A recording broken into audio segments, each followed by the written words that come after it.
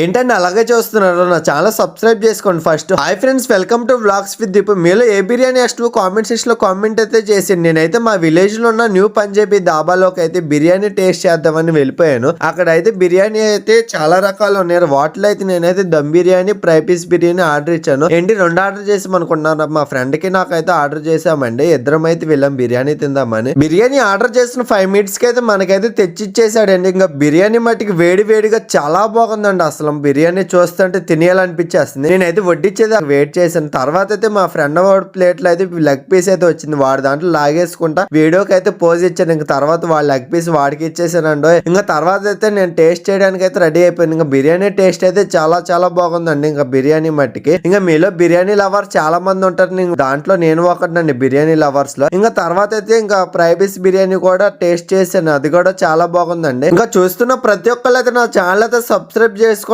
మర్చిపోకండి. సబ్స్క్రైబ్ చేయండి, ఫాలో చేయండి, లైక్ చేయండి, షేర్ చేయండి. ఉంటాను మరి నెక్స్ట్ వీడియోలో కలుద్దాం. బాయ్ మరండి.